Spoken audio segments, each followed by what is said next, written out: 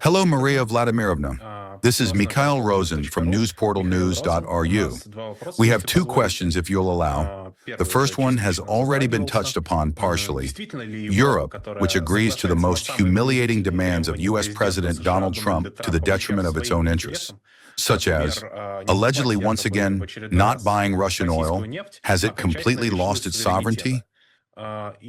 Is there even any point in talking to Europe if everything is decided in Washington?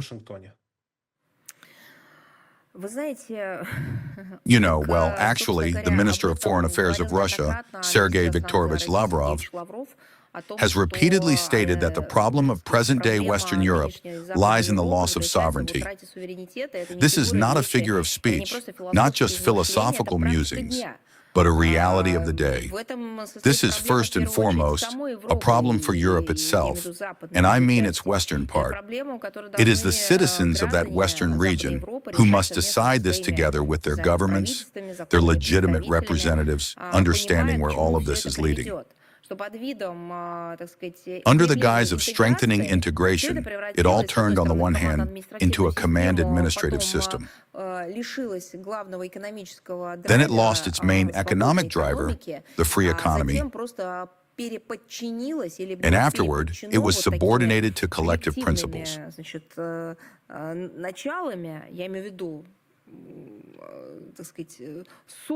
What I mean is that the United Countries were subordinated to Brussels democracy.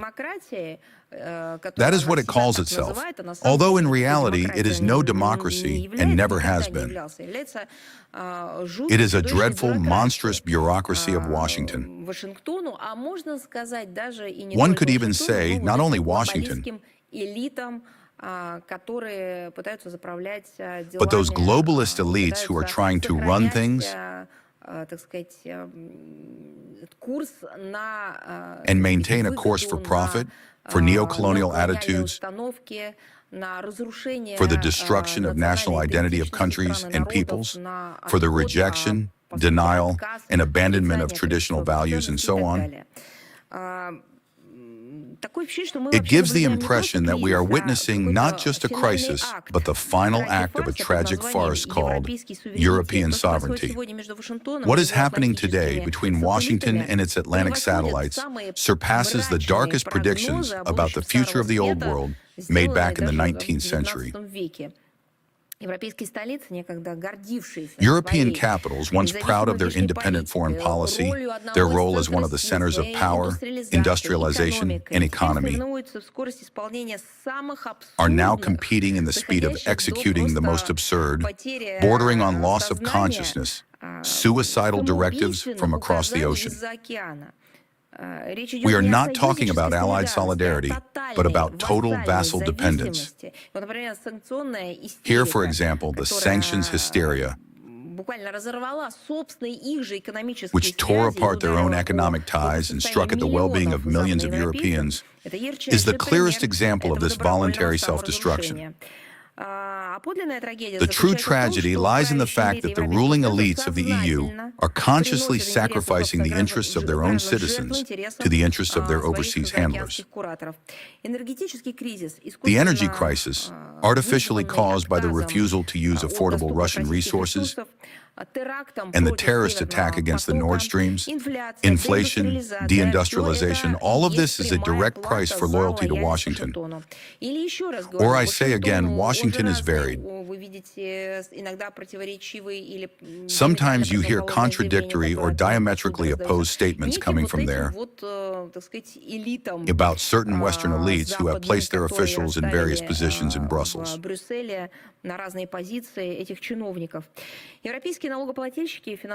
European taxpayers are financing their own impoverishment. A remarkable figure of speech, but it is fully confirmed by the facts. They are sponsoring the killing of Ukrainian citizens under the guise of protecting the Ukrainian people.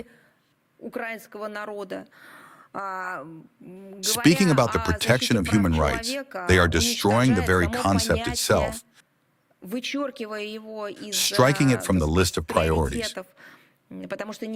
because they do not see the crimes that are being committed with the money of Western Europe and with its weapons. Political lack of independence has its price, an economic crisis. You see, for some Western European countries, this is already a matter of approaching stagnation. It seems to me that Europe has deprived itself of competitive advantages for a long time, handed over markets to overseas competitors for unclear reasons and motives. Not just without a fight, but essentially as if those markets were burning their hands. This is the very Europe that was the foremother of free economic relations, especially intergovernmental ties within an economic bloc. Originally, the European Union emerged precisely as an economically beneficial community of countries, bringing dividends through the minimization of costs along the economic track. Now, Western Europe seems to be trying to rid itself of its own economies, rewriting its largest industries and enterprises to other global operators. As for the question of whether Europe has completely lost its sovereignty or not, let Europe itself reflect on that, if it is still capable of doing so, as well as political analysts and historians. But the fact that Western Europe has no sovereignty today is an accomplished fact. Decisions on key issues of security, economy, energy, education, culture, and science are not made in Berlin, not in Paris, not in London, and not in Brussels. Neither at the national level nor delegated to Brussels as a national will, which would then be transformed into some kind of unified internal EU will, concept, or philosophy. Nothing of the sort. All of this is being formed somewhere else, either in Washington or by these certain globalist elites. European leaders have ceased to be political or economic managers. I cannot even call them puppets, because puppets, at least, under someone else's will and music, still perform movements that resemble something adequate. In this case, there is complete disarray. They have turned into self-degrading and self-destructive terminators.